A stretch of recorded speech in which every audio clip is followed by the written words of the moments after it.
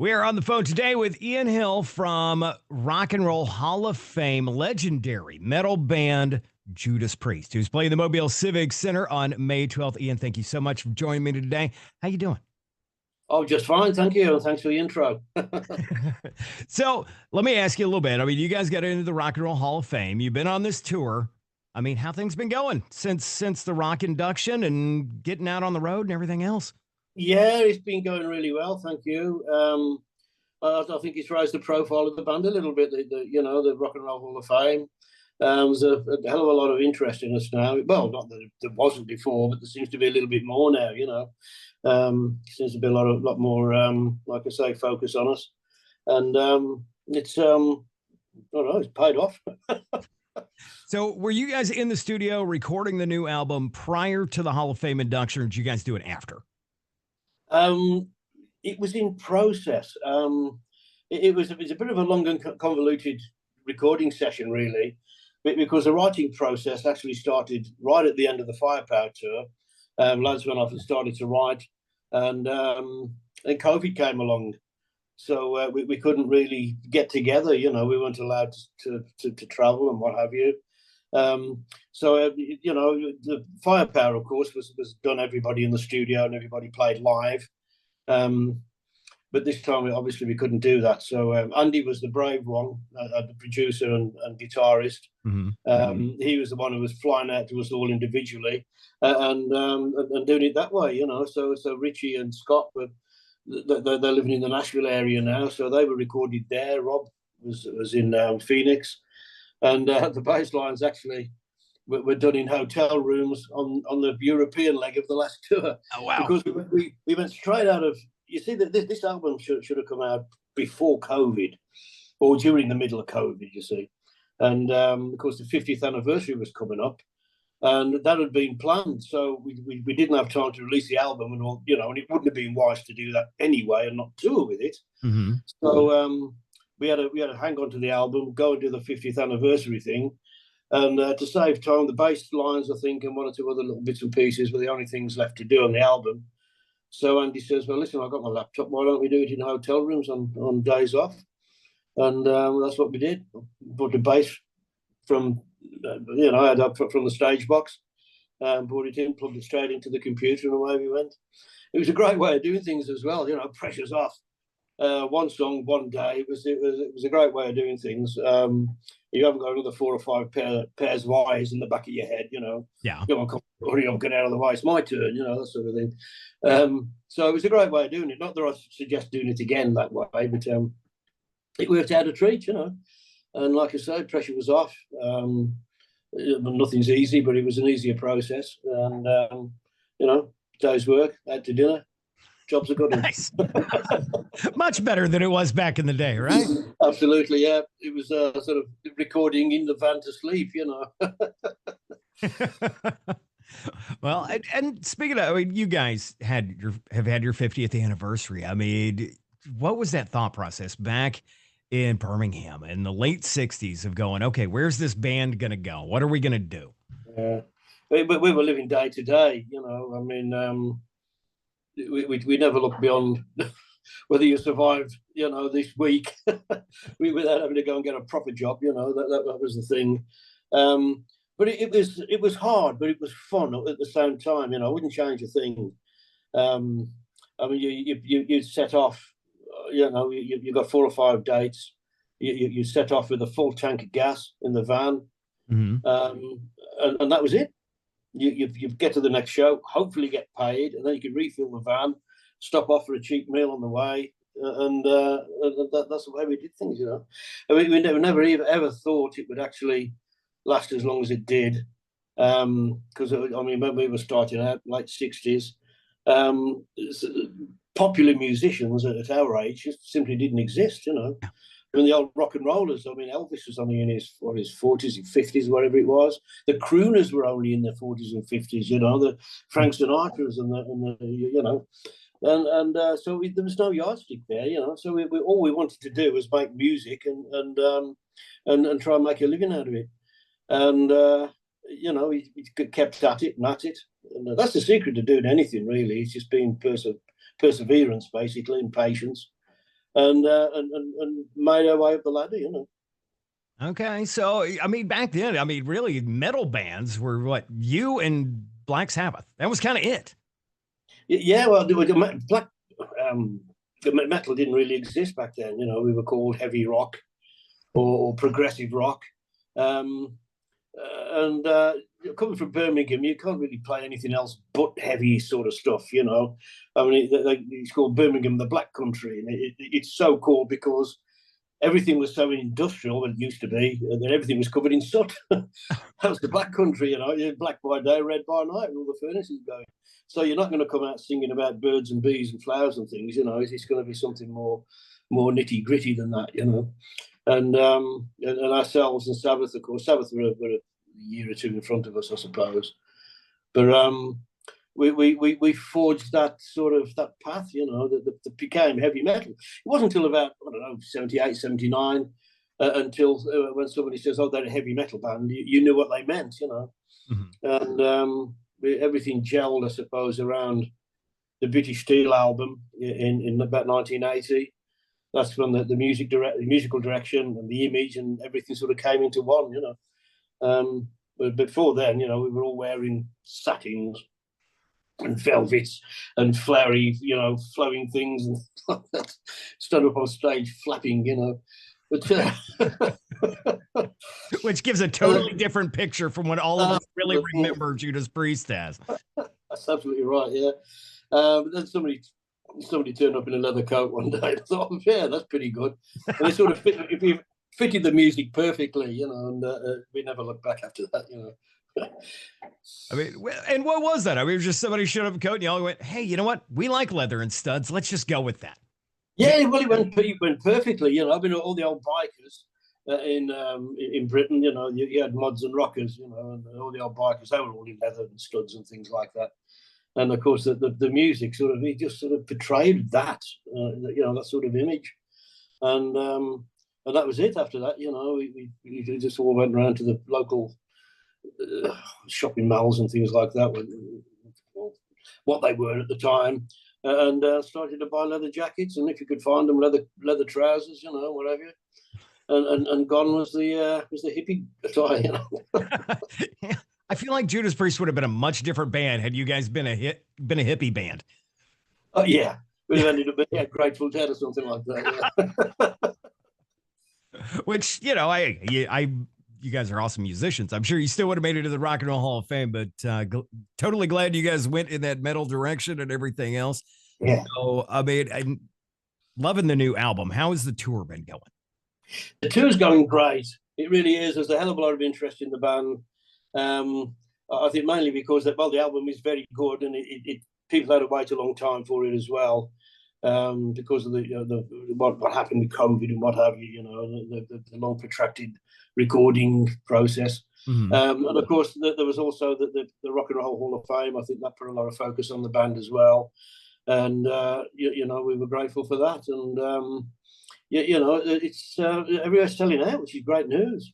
Most places anyway. There's one or two places which aren't far away, and I don't know. It's just all bubbled up again for some reason.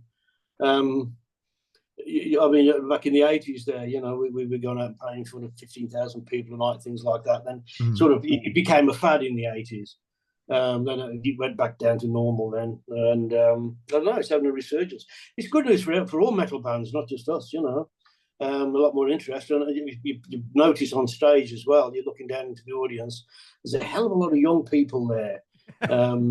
Probably dragged initially, screaming and yelling by the parents, but they're loving it. They're getting into it. They're loving it. They've got the T-shirts. They know the words to the songs, which is amazing, And I think there's a great future for the genre.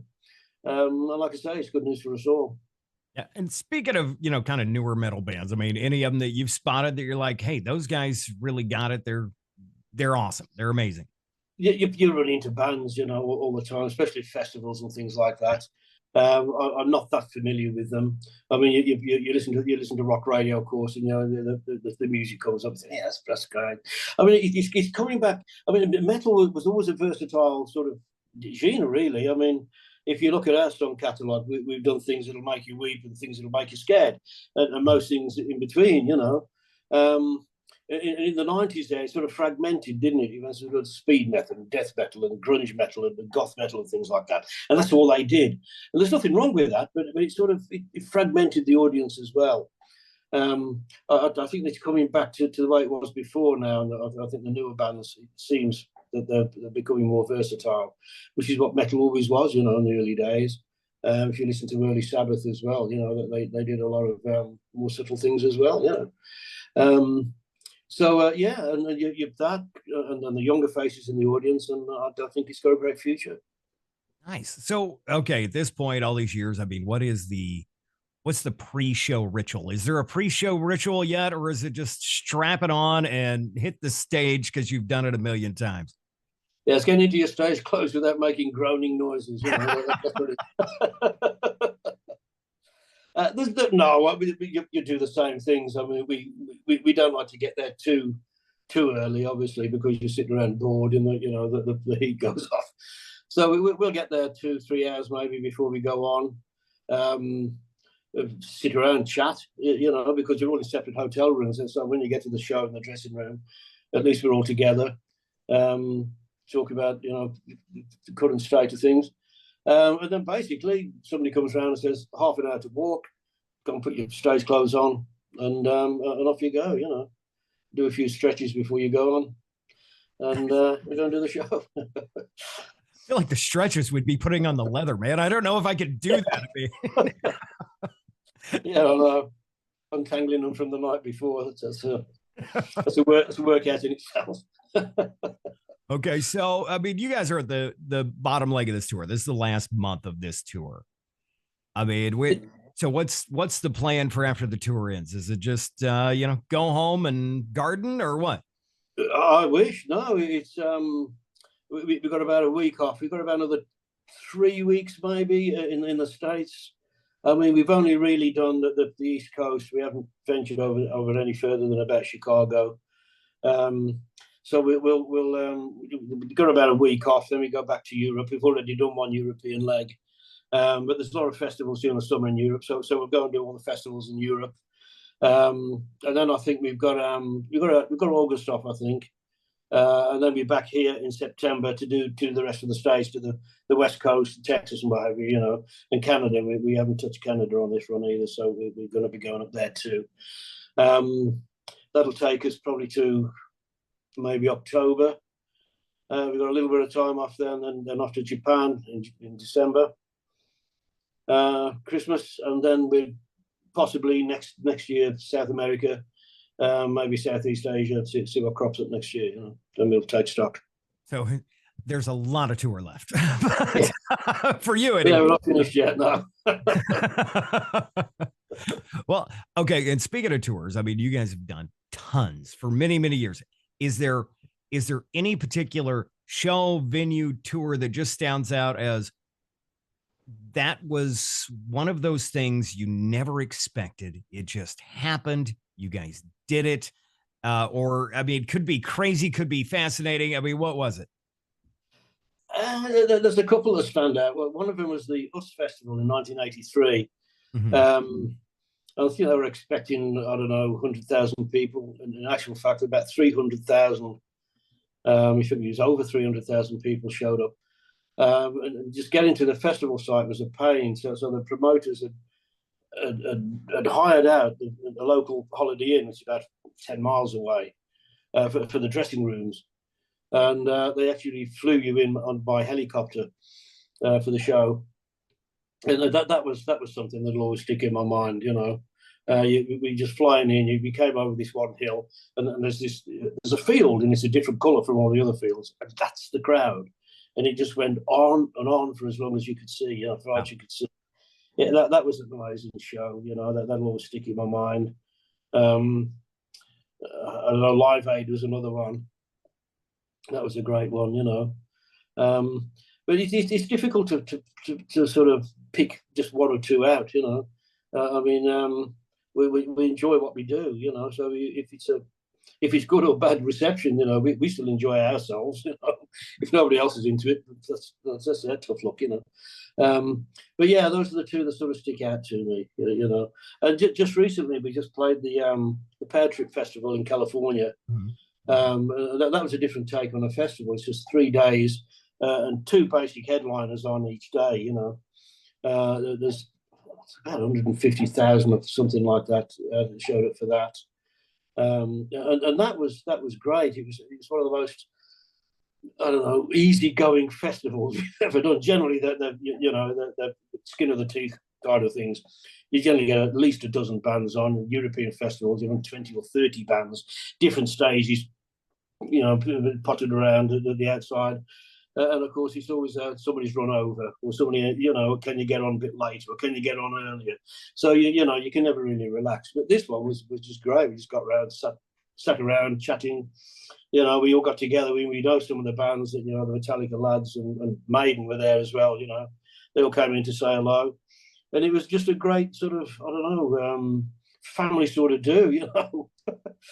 Took a week. I was in Britain. It took a week from getting to the show, a few days rehearsals, gig, and home. And it took a week. That was great. That'll stick out as well.